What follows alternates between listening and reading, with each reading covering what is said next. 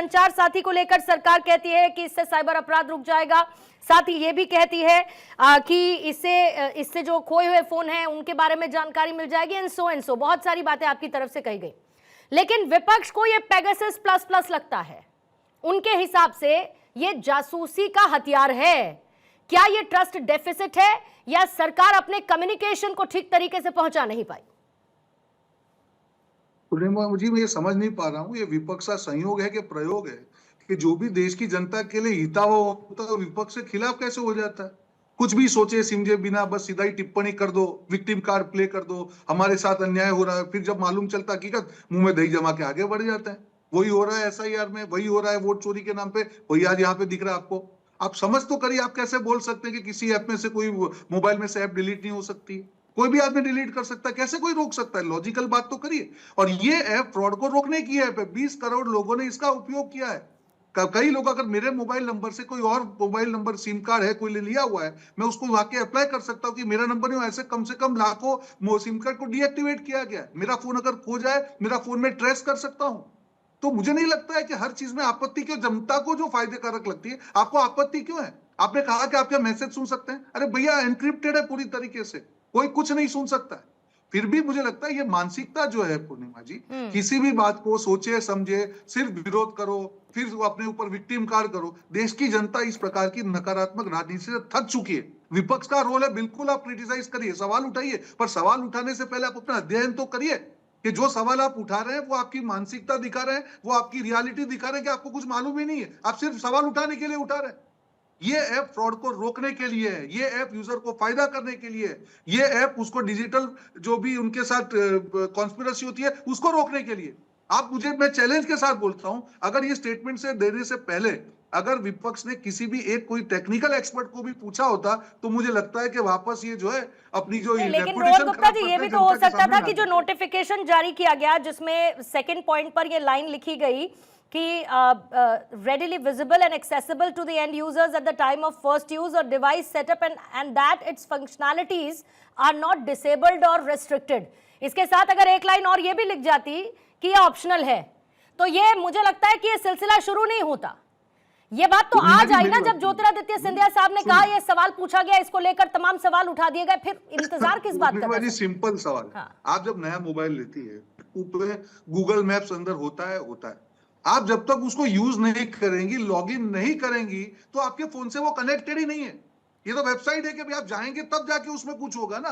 तो ऐप है, it is a kind of interface. जब तक आप उसमें जाके यूज नहीं करेंगे तो आपका फोन का उसका कोई कनेक्शन ही नहीं। आप जाए बिना डिलीट कर दीजिए उसको, कौन रोक रहा है आपको? ये तो समझने की बात है बेसिक। आपको एप्पल में और एंड्रॉइड फोन यूज करने में आपत्ति नहीं आती फॉरेन फोन्स को, और देश की ऐप है उसमें आपको आपत्ति आती है। देश की जनता के लिए उसको आपत्ति और हो सकती है, बिल्कुल डेटा की बात है, पर समझ के तो टिप्पणी करिए, जरा डीप में तो जाइए कि क्या एनक्रिप्टेड मैसेज है नहीं है, कोई देख सकता है नहीं देख सकता है, सीधा बोले बिना। और ये भी नहीं देखा आपने। एक सवाल और जल्दी से रोहन गुप्ता जी, डेटा लीक्स के पहले रोहन गुप्ता जी बहुत उदाहरण हैं। मैं आप इस यहां पर बैठकर भारत 24 पर चर्चा के दौरान इस बात की गारंटी दे दीजिए कि ठीक है, जो लोग स्वेच्छा से भी इस एप्लीकेशन का इस्तेमाल करेंगे उनका डेटा लीक नहीं होगा, जैसे पहले कई डेटा लीक हो चुके हैं। बिल्कुल, इसीलिए मैं आपको वापस बोल रहा हूं, आपके माध्यम से कहना चाहूंगा कि कोई भी डेटा लिंक की कहीं गुंजाइश है ही नहीं। पूरा ऐप एनक्रिप्टेड है।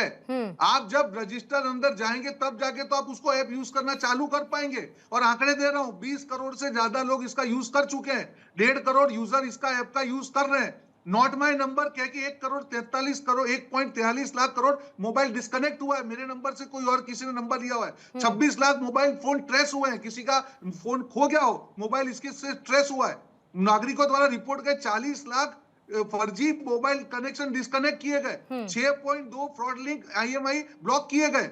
तो मुझे बताइए इसमें ये देश जनता के फायदे के लिए कि नुकसान के लिए? और फिर भी उसको थोपा नहीं जा रहा है। आपको यूज करना हो करिए, ना करना हो मत करिए। ठीक है, सूरज मंडल साहब, विपक्ष भ्रम क्यों फैला रहा है फिर इसको लेकर? पेगासस का दर्द अभी तक गया नहीं है क्या?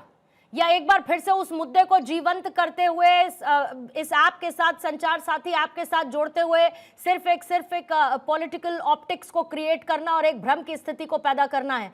क्लियर है ना, इस्तेमाल करना है तो करिए सर, साइबर अपराध तो है ही ना।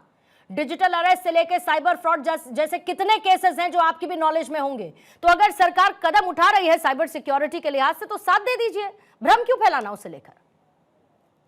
पूर्णिमा जी बहुत ही मासूमियत से ये बहुत बात जोर जोर से बोल रहे हैं, सभी को पता है। और जो क्लॉज नंबर 2 आप पढ़ रही थी वो उसमें स्पष्ट लिखा है, और एक लाइन आप भूल गई पढ़ना कि इन्होंने इंस्ट्रक्शंस दिया हुआ है सभी मोबाइल कंपनीज को कि ऐप अपडेट करके इसको सभी में आप लाए, और साथ ही सभी मोबाइल जो पहले से भी यूज हो रहे हैं उसको ऐप अपडेट करने के नाम पर वो आएगा ही आएगा। देखिए 15 दिसंबर तक काशी तमिल संगमम का आयोजन रहेगा जिसमें योगी आदित्यनाथ को आप सुन रहे थे। आइए वापस चर्चा की तरफ लौटते हैं।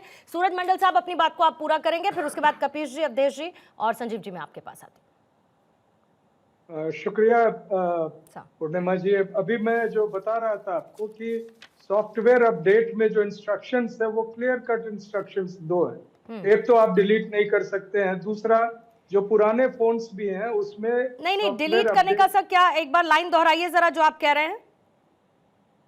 जो इसमें इंस्ट्रक्शंस गवर्नमेंट का आया है जिसको कई चैनल्स ने, इनफैक्ट मैं नाम चैनलों का नहीं मेरे पास है सर लेटर, आपके पास है तो मुझे एग्जैक्ट लाइन बताइएगा। मेरे पास है लेटर, वो उसमें जो अगर आप इसमें एक क्वेश्चन अपने आप को देखेंगे कि क्या whether this app can be deleted और disabled. No, this app cannot be deleted or disabled as per the instructions of the government। हालांकि इस पर माननीय मंत्री महोदय ने इसके विपरीत वक्तव्य दिया है, लेकिन उसमें जो लिखित रूप से आपके पास होगा उसमें इसके साथ साथ डायरेक्टिव क्या है। डायरेक्टिव ये है कि नवंबर 28 तक 30 दिनों के अंदर सभी कंपनीज को कंप्लायंस का रिपोर्ट देना है सरकार। हाँ, देना है। तो इस तरह से ये बहुत ही हड़बड़ी है।